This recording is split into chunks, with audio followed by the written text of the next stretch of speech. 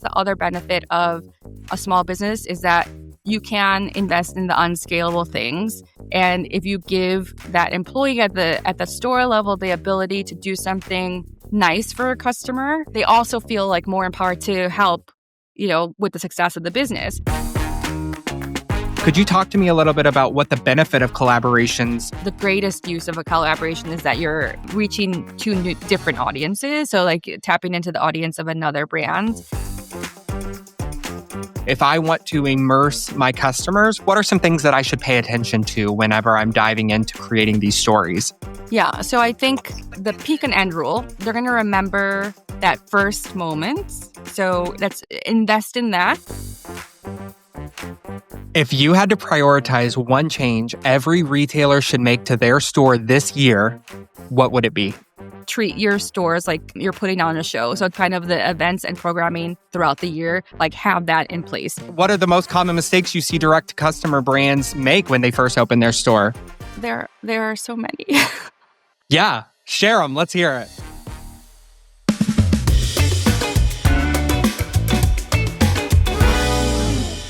Sandy, I am so excited to get to talk to you today. As I was doing my research on LinkedIn for you, I came across something that really caught my eye, and it said something along the lines of, I'm on a mission to create a better retail future space filled with places, spaces, and experiences that people love. The human-to-human experiences, stores, connections, and communities that you never forget. And I would love to just start right there. Tell me a little bit about yourself while also kind of elaborating on what you put in your LinkedIn bio. Well, thank you for reading my bio. So just a bit of about me. So I'm a retail strategist, and as you mentioned, reading my LinkedIn bio, I help brands create those unforgettable experiences. But I guess the rationale behind even writing that is that in the world of online exploding digital experiences, we really need those brick and mortar experiences to be magical, so that they last. And I think especially our neighborhoods, our communities, if these places disappear, what are we left with? And also, is this going to contribute to us not connecting as humans? And I think retail plays such an important role in our communities and neighborhoods. So that's a little bit about the mission, and also just giving a bit more diversity to our neighborhoods. And when I say diversity, I mean just different types of retail experiences, so that we have a more rich life around our homes and offices, and also destinations and where we travel to. That's amazing. I think one thing that's really important, and I think something that you can shed light on, is this opportunity to build those connections through things like scent or through things like direction or placement of the store. And I'd really love to kind of dive into the questions. What is the first principle every retailer should follow when designing a store that customers actually want to spend time in? Yeah. So, one is just thinking, even just stepping back about when you're designing the store is kind of understanding your why. So why are you even building the space? What is your objective by having a physical brick and mortar location? Because obviously it's a very expensive proposition. So you have to have it like a purpose, and having that overall mission and as to why you're having the space. Is it a space to for people purely to transact and pick up products, or is it a place where you're trying to, as you said, create community and events?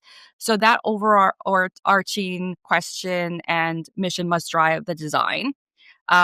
And then everything from that. But it's really so important to think about your customer and who you're designing for. So that's kind of, and then stepping through and, even just mapping out like what you want the customer journey to be, what you want your customer to feel at each point, all the way from how you're attracting them to the space through how you plan them to interact with your products in the space, or if it's a service, how you map that entire journey out, and what you want them to feel at each touch point. And then also when you leave, that peak end rule. So the end has to be also a magical experience, but something that you have to think about and design for.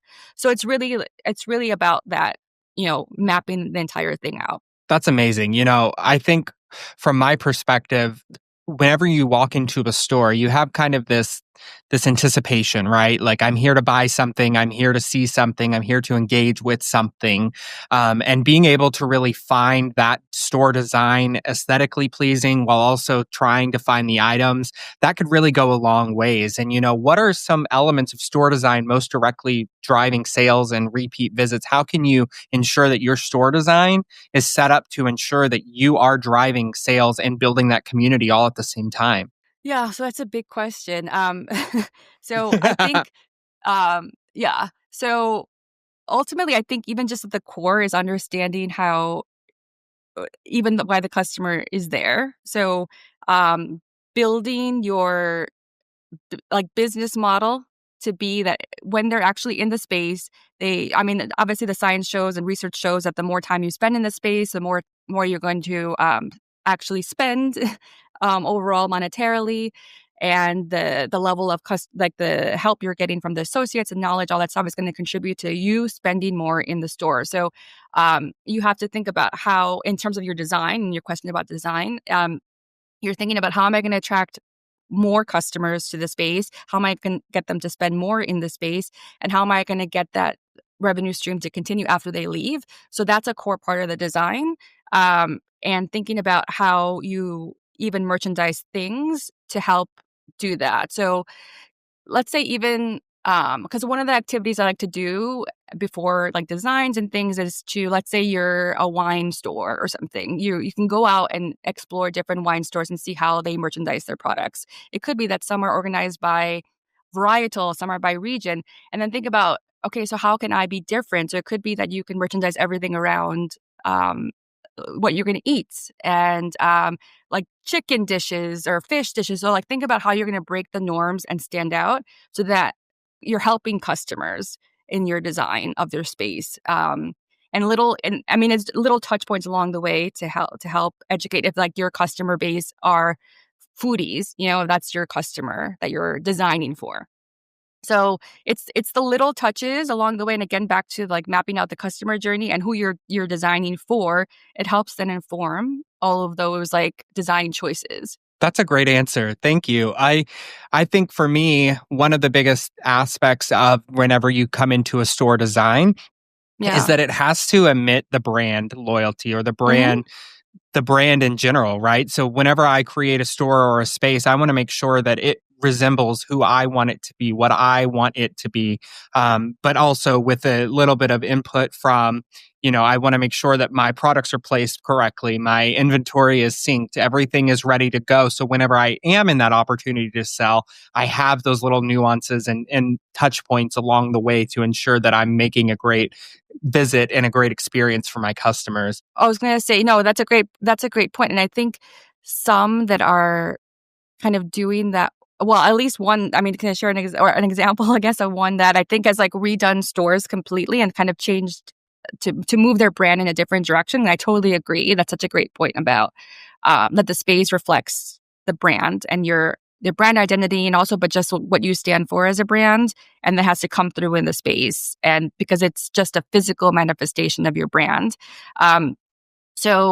One is that's been reinventing their brand through the physical space and experiences is Coach, which has had a vastly different. It has a long history, but it's moving to attract a different customer segment. And what they've done with this Rexy mascot that's like a dinosaur, and they've done these crazy store windows. There's in New York, the Rexy's there and constantly, merchandise with different products. And it's just a showstopper in terms of when you're walking by, you want to see what's happening in the store window.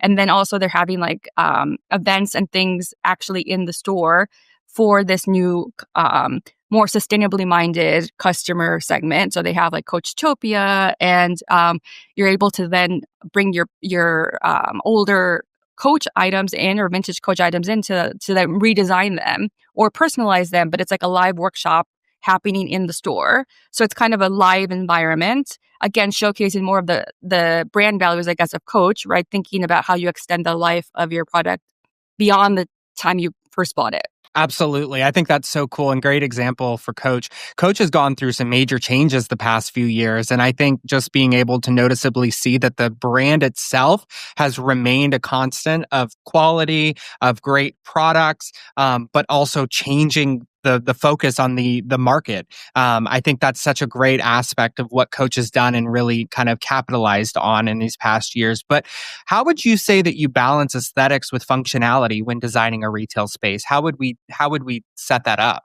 Again, I mean, I have a I love beautiful spaces, so Same, I'm same. always drawn, and I mean, but that's a specific. Again, I think it comes back to the point you made even earlier. It's around, is your brand is known to be aesthetically pleasing? Obviously, your spaces have to reflect that, and it comes from like the materials you choose. If you're having a more of a premium aesthetic or a minimal aesthetic, all of that is so in line with what your brand represents.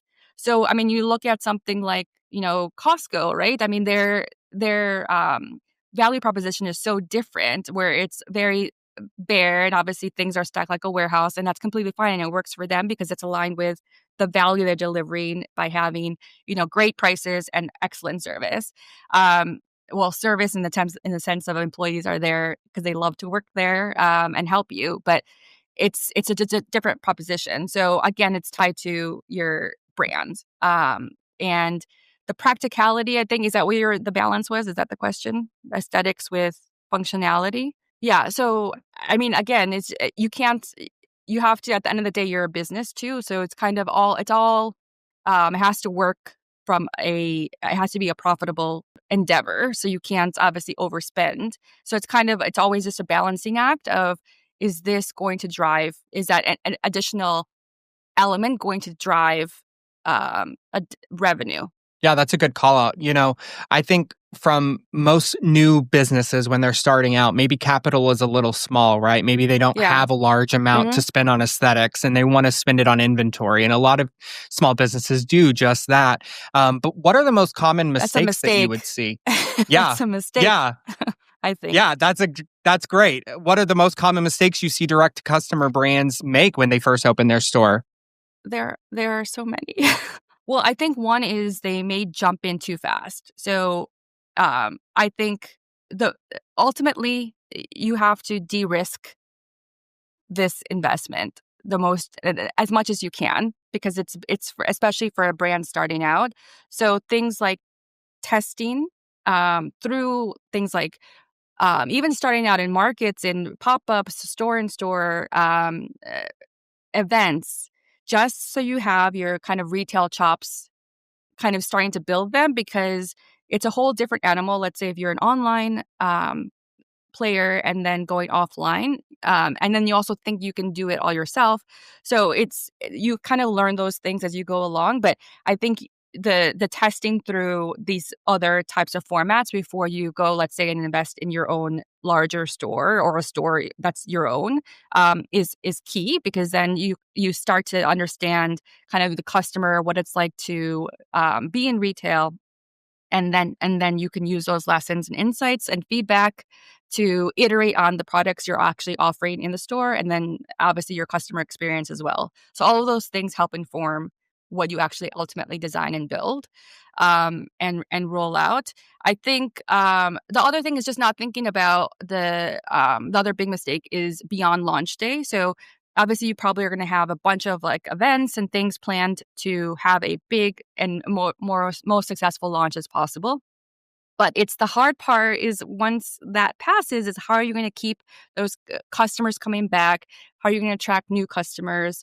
All of that is going to be something you have to plan out. And I think to me, it's a no-brainer to start to have programming, events, and things mapped out throughout the year, to help generate that traffic, because or else you're going to just have, it's not a what is it, we build it and they will come, or whatever that Yeah, field yeah. field of dreams thing is. That doesn't happen unless you're like in the middle of, so much foot traffic that it's just natural you're going to get a lot of people coming in. But most, if you're a new brand, you're not going to be in those locations anyway. So it's kind of like, how are you building that foot traffic and interest in your brand, and also keeping them coming back in some way or another. I love that. I think you touched on something that I'd like to dive into a little bit more, and that's the use of pop-up shops. I know Yeah. with you, you've experienced pop-up shops throughout your history of your career, Mhm. and I just really would love to know how retailers can use pop-up shops as a test lab, really before committing to a permanent location. Yeah, I mean, I think pop-ups. I mean, I'm a big fan of pop-ups. I know some aren't. Some aren't because I think what I've heard criticisms about pop-ups is that, oh, it's like you're spending as much as actually building a store, and you might as well just build the store and all that stuff. So my, I guess, pushback on that is that obviously it's a temporary. That's the whole premise of it, and also pop-ups have such a huge definition and range of what a pop-up could be. So it's kind of just nailing down what you want to do in that temporary environment. But I think it's a way to test for new brands, but also if you're a big brand, an existing retailer, because that's the way for you to actually experiment in a way that's separate from your flagship or other locations. So it's kind of the place where you could be more fun and test things. So that's one way. So if you're an established, retailer, but then if you're a new one, yeah, it's a way to maybe to test the market and neighborhood before you dive in and build your actual store. So like Dossier here in Soho in New York, they did that. So like last summer they had a pop up. It was like a weekend, in that same Nolita neighborhood before recently opening up their location. So it gives information for you as you're building out the big one. But I think one caveat to note when doing this as a testing lab is like obviously be very clear about what you're testing, and what questions you want answered by the pop-up. And also it's not a substitute for the actual brick and mortar store, unfortunately, because that goes through seasons. So you have to think about seasonality and the foot traffic you're going to get throughout the year. And again, going back to my point about the plan of how you're going to continue to attract customers throughout the entire year is going to be important. That's awesome. So talk to me a little bit about like length of pop-up shops. What should the average pop-up shop, how long should one typically last whenever we're thinking about running a pop-up? And I'm going to give you a consultant answer. That's okay. It depends. I mean, again, it's tied to your goal. Um, because if you're trying to test a neighborhood, it's going to be a very different proposition than a pop-up for a launch, let's say, of a new product, that or a product extension or something that you're launching that you just want people to sample. So I think that's again, so if it's a product sampling thing, obviously you can do that, in weekends. I've seen even brands that do that, like a mobile pop-up that goes from city to city. So that's kind of more of a product launch thing. Um, and then the ones that want to understand a market or a neighborhood, per se, that they need to be there longer, because then again you get some of the seasonality and those trends that you wouldn't necessarily see if you're just there for like a day. And again, it comes down to also budget, because then it gets to the territory of you might as well just build your actual store if it's a long-term pop-up.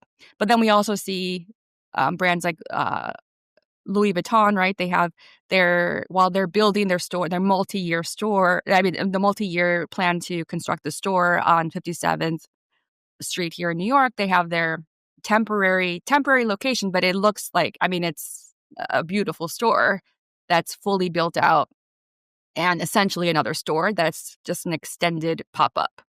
So again, it ultimately comes down to what you're trying to do. That makes a lot of sense. And for small business owners that are really trying to start off with the right kind of Yeah. inventory, the right solution. So essentially, how can a pop-up shop be utilized or tracked to ensure that a small business owner is really fundamentally in the right place or in the right space? Like the location or the... Yeah, wherever the pop-up is, like where, like going in and setting up a pop-up shop requires months and months of work and really Yeah. thought process behind it. But how does a small business owner starting out brand new in the business space, how do they ensure that their Yeah. pop-up shops will be successful? Yeah. So they do require planning. But luckily there are a lot of resources to help with that. I mean, online there are loads of playbooks and things you can access if you have like limited budget.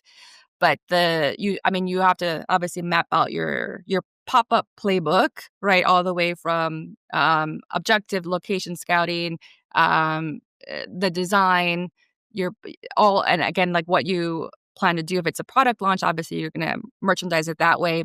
And then the experiential and event programming, and thinking about the contingency planning for things like, weather and connecting with the local community.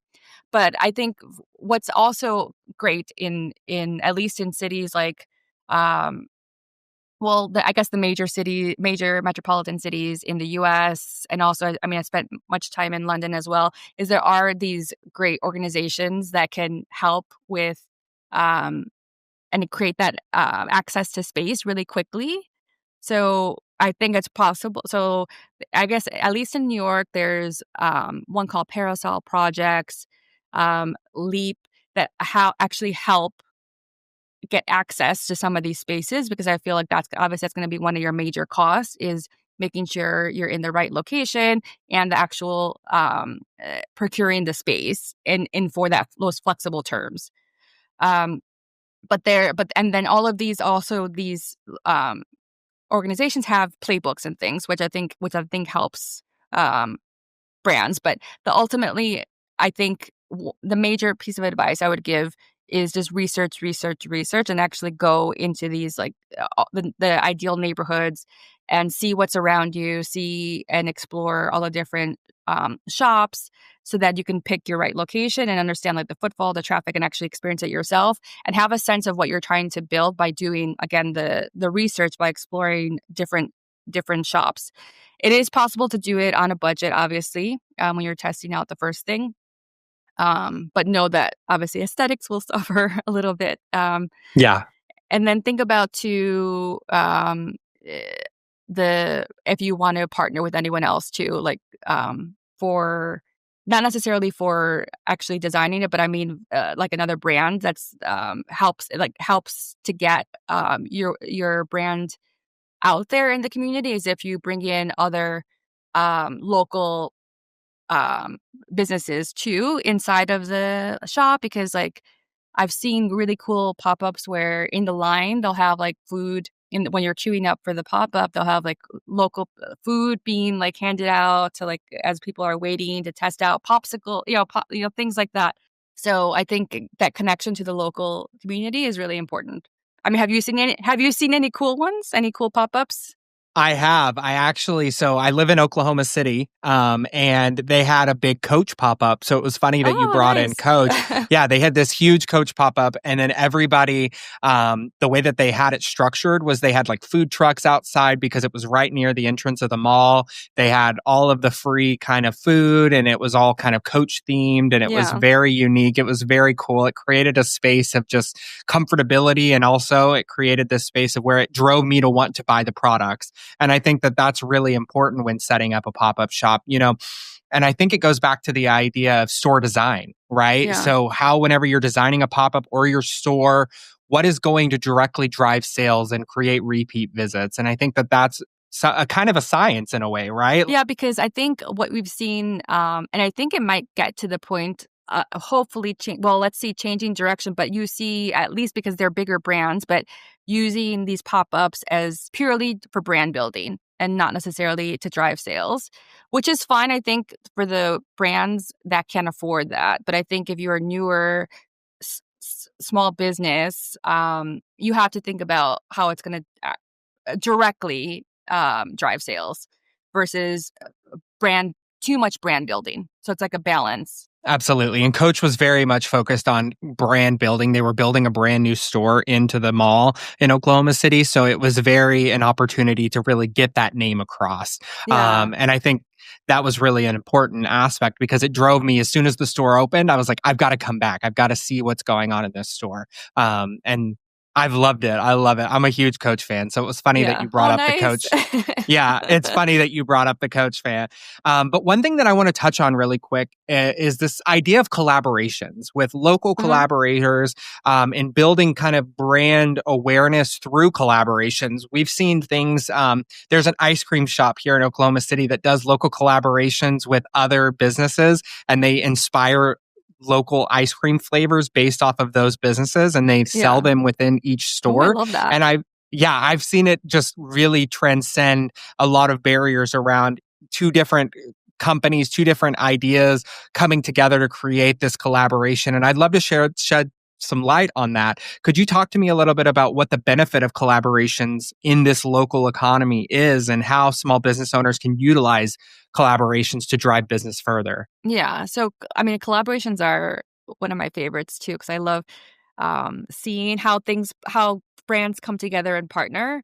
So I think collaborations are obviously great for both parties when done right.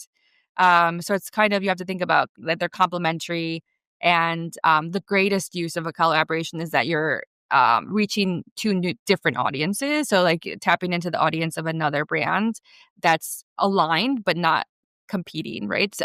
So I think that's one great thing about collaborations, and also again, especially, I mean, again, lessens the risk because now you have two parties sharing costs and things like that when you're starting something new. So collaboration it could take many forms, whether it's like a product collaboration or collaborating on the space itself, because you're going to both be, building a pop up together. So it could take many forms.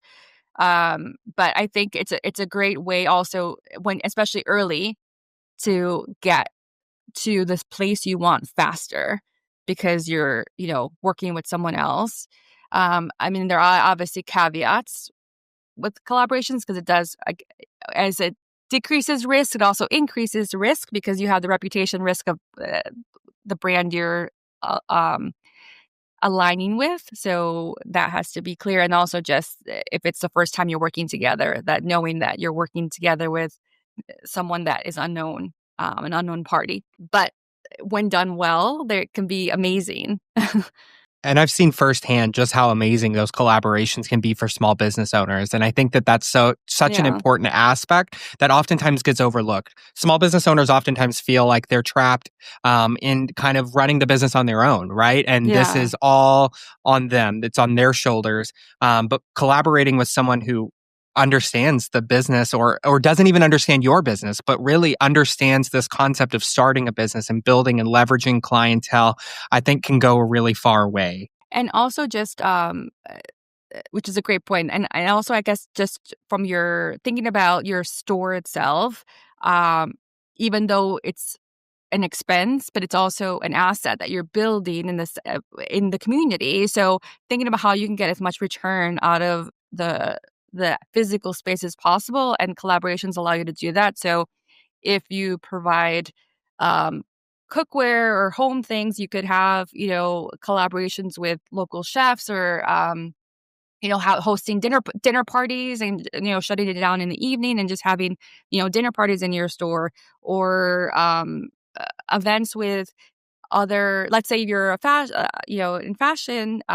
What I've seen like Lafleur do so well is that they have like this studio that's a little bit hidden, but they have like the stylist host events in that space to like know your. I had my colors done there, and then obviously they're going to upsell and try to sell you the products that they have there. But it's like just a way to, and they're partnering with independent stylists, and they're partnering with independent people that can read your colors. So and they have events like that all the time. And I think those collaborations, again, tying to like thinking about your the mechanisms to attract people to your store. Those are a great way to keep that interest, keep that footfall coming, and create a reason to visit through the collaborations. Yeah, absolutely. And, I cannot reiterate enough just how important collaborations are for small business owners.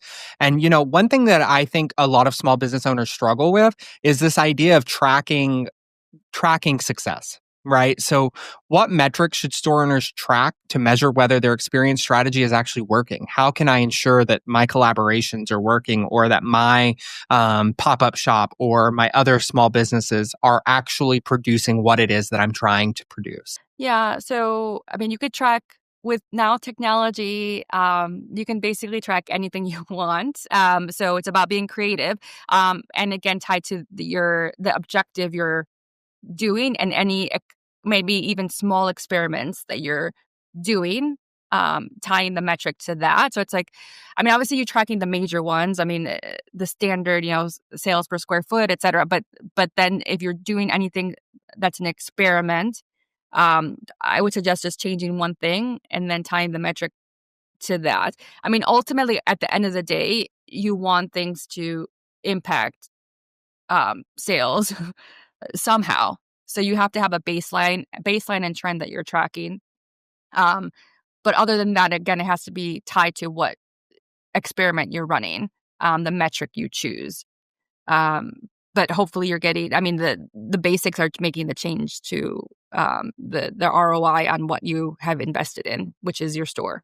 Right, absolutely. And when you are kind of focusing on that one change in the story, Yeah. talk to me a little bit about how product assortment, something like a new item or a new launch or something along those lines, can tell a story in the space. So how can I create a customer experience that a user sees my story or my customer journey off of those new changes in my store? Well, again, I mean, it could be, it depends on what you're designing, right? Because I mean, I guess I think about I guess what example would you have of something you would introduce? So let's say that I am an ice cream shop, right? And I am rolling out a new collaboration. You can tell I love ice cream. I know. I like there's like it's funny because Van Leeuwen has had they do like cool Oh, stuff. Yeah. they do the best, With their the flavors best. and stuff and their collaborations and things. Yeah. Yeah, they do the best ice creams too. But how could I, as an ice cream owner, create kind of tell a story in my space, whether that be through pop up shop, whether that be through an actual in store brick and mortar? How can my products align to tell my story? How could I do that as a business? So, I mean, you can go as something as simple as just, designing something, a space inside the store. But the other extreme, which is my obviously preference, is to actually make it a story and something theatrical and use the word I hate, which is immersive, but because it's just so overused. But things like I think of like the jelly cats. So when they have like these like live, um, and they have things that are specific to the location. In London, it's like fish and chips. In New York, they have like a cafe inside of FAO Schwartz. So they're making it theatrical in the sense that they're preparing it for little kids and making it look like a real diner or a real fish and chip shop. And they're preparing it for and like making a whole experience of like the packaging, how they're giving it to the customer, and something that's a whole story in the way, and I guess making it seem like a play or something where you enter a different like world that's tied to your brand. So kind of thinking if this were, I don't know, a movie or a TV show, like what would it look like in real life? So that could be like one prompt as you're designing. If you really want to go all out and create something that is different in your space. But then there's always, obviously, if you don't have that much of a budget, you have to, maybe it's just something about training the staff around the story. But I prefer something a little bit more out there. I do too. I love a good immersion. Yeah. Which is also like why I think even just the staff part, why it's good to tap into them as well, because they probably have good ideas, especially if you are if your staff, which I would recommend too, is thinking about staff from different disciplines like theater, actors, etc., because I think they just have such a good way of um, uh, if they're going to be in the fish and chip shop, they're going to be an actor and take on that role.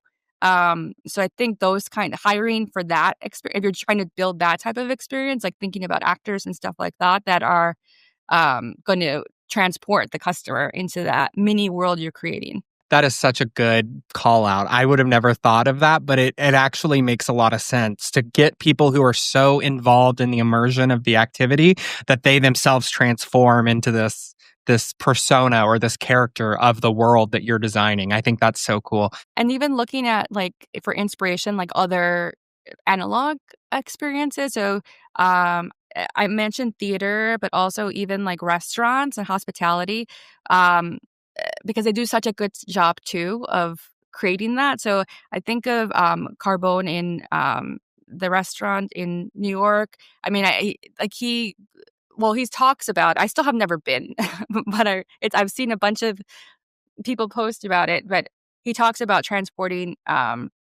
customers in that short window that they're in your space into Italy, and having everything, all the design touches, the size of the menus, everything, the waiters, the way they greet you, all that stuff, to be so closely aligned with transporting you and creating like a theatrical experience in that 2-hour dining experience.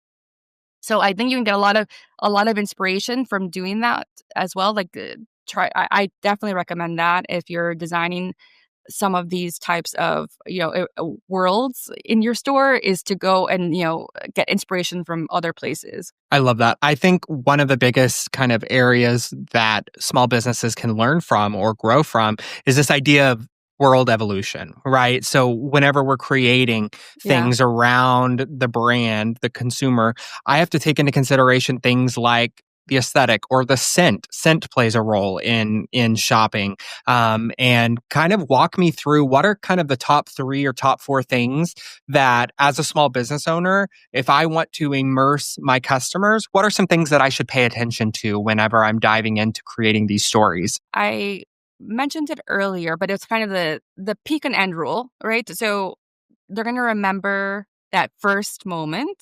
So that's invest in that. So even, let's say, even when you're creating content, right? You think about the hook, those like first few seconds to attract and make an impact on the customer that they want to enter, and also it's just naturally what we remember.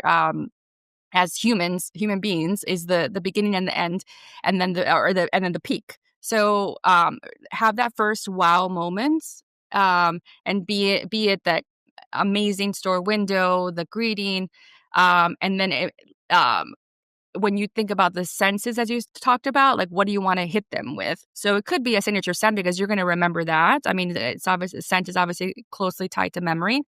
And I think a lot of us can remember like the smell of an Abercrombie store, or Hollister. yeah, Hollister. Yes. Or the scent of like Auntie Anne's. I mean, so all these things are closely tied to the experience, and that they will remember you and associate you with that scent. So I think a signature scent is fantastic. The sound of the music that you're playing, etc. And like obviously there are a lot of studies tied to the I guess the music that you're playing contributing to the experience. So thinking about that, and then visually what you want to hit them with when you enter, and then also what you leave with as well. So making that exit moment be just as memorable as when they entered. And in the middle of all that is your experience with your customer, like with the staff, which is so important. I think that's the other like um, touch point that will make or break what you remember about the experience and how you view it positively or negatively, is your interaction with staff. Agreed 100%. Staff can make or break an experience really, really easily. Yeah. And, that goes back to a question around, and you've kind of touched on it already, around this idea of training your staff to create the world, right? The world that you're trying to portray, whether that be hands-on services or, trying products on, or just engaging with customers on a daily basis to just Yeah. ensure that their needs are met. How can a small business owner ensure that their staff is really kind of reiterating this concept of world immersion? Yeah. And I think what sometimes small businesses have an advantage over the larger ones is that they're usually mission driven, in the sense that they're either there to disrupt or to or closely tied to the like blood, sweat, and tears of the shopkeeper and their mission. And I think they hire people that know you're going to know the person that founded the brand. You're going to know the shopkeeper. So I think that naturally creates more motivation to stand for the brand as an employee than perhaps a big chain. And they're just so far removed from the mission of the company. So I think that's one advantage that a small business has. I think to keep a staff motivated, I mean, ultimately, you have to pay them. um, it's just, um, I think a lot of, especially the bigger companies, will not pay them as well, and you're going to see that and it's going to be reflected in the service you get at the store level and how motivated those people are if they're paid, just at minimum wage. Like you see Costco that they have they're paid above market and people have such affinity to stay there.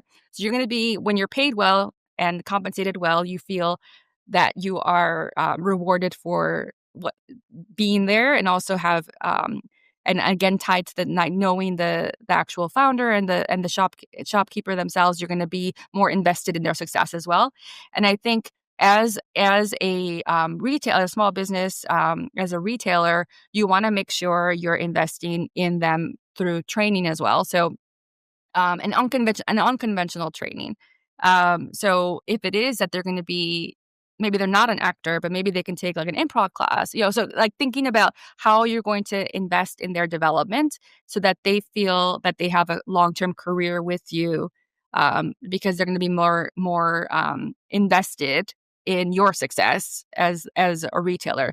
So the training, the investment in their career will help them, have a purpose and mission for being in the shop, even if they're just, they're on the shop floor. So I think those couple of things are really important to think about. That is a great call out. And I would have never thought about the improvisation classes, but it makes perfect sense. Thinking on your toes, being quick. And sales, like, it's such, because I feel like you just expect the employees to know how to sell. Because if you just give them, okay, so here are the products we have, and like you have to memorize everything, but actual sales and sales techniques, you need to teach them that. And the other thing I would say too is empowering them, because I think that's the other benefit of a small business, is that you can invest in the unscalable things. And if you give that employee at the store level the ability to do something nice for a customer, they also feel like more empowered to do that, or to help, with the success of the business. So things like Disney, like where they can like make someone's day. I think Lush does that too. So they have like the ability on the spot to do something special and creative for the customer. Yeah. I'm not sure if you're familiar with the brand Kava, but Kava does Oh, yeah, no. they do a specialty called the love promotion. And essentially what this is one time a day, one of the customers comes in and they get their meal for free. And like Ooh, yeah. that is a Kava thing. It's happened to me twice. It made Oh, my day. wow. And it has been just amazing because you go in expecting this delicious experience, right? And then you get it for free. And it's just through engaging with the customers, engaging with the employees, and then you build that connection and they say, hey, your meal's on us today. And that is just, it goes so far in brand recognition, brand loyalty. It drives Yeah. me to want to go further, to drive that distance to get my kava, because it could happen again. And, Yeah. that's the type of thing that small businesses should be prioritizing. I'm not saying to give away things for free, but to essentially create an experience where a user feels appreciated for coming into the store, where a user feels like, wow, they have taken great care of me as a customer. Sandy, this has been such a great conversation. I have one last question for you. Uh-oh. Okay. If you had to prioritize one change every retailer should make to their store this year, what would it be? Like every retailer in the world? Every retailer in the world, or a specific retailer, just one change that you think retailers really should be driving towards to make that experience memorable, or Yeah. So I have, is it okay if I have two? It's more than okay if you have two. Yeah, one, I think it just goes back to my, I think that the theme of our conversation is around, treat your stores like you're putting on a show. So kind of the events and programming throughout the year, like have that in place. It's just to me a no-brainer, like why they're not doing that, especially small business. So that's number one. And then number two is free your products or stop making it so difficult to shop with you. So that goes in the sense of Duane Reade, Walgreens, Target, etc. Having the products locked up is just such a like Inconvenience. horrible shopping experience. So just I would like that taken away, and I know why they do it, but it's I think we need to make it. I guess it goes under the umbrella of stop making it so difficult to shop with you. So that goes down to like the products being locked up, and also just these policies that somehow at the store level make it really difficult to shop sometimes, and employees, our hands are tied. So that's it. Unless you're a luxury player where that's part of the scarcity thing of making it difficult to shop with you. Just remove all of those things, because obviously just people want to spend money with you, so let them. Yeah, absolutely. It's like Labubus, right? Everyone's crazy about Labubus right now, and they are scarce. But that's kind of the thing, is they have made it intentionally hard to get because it drives that. But on the opposite end, when you're just trying to sell a deodorant and it's locked up, that's a little bit of a different experience. So that's a great call out, Sandy. Sandy, thank you so much for your time today. I really, really appreciate everything that you brought to this conversation today. Guys, this has been Beyond the Register. Thank you so much. Give us a like, give us a subscription, and we will see you on the next one. Bye, guys. Bye. Thank you. Beyond the Register is sponsored by Genius, the modern point-of-sale system from Global Payments designed for retailers. Genius helps you reach your most important goals, whether that's simplifying your operations, tracking inventory, managing customer insights, or taking payments wherever your business takes you. To find out more, visit globalpayments.com/genius.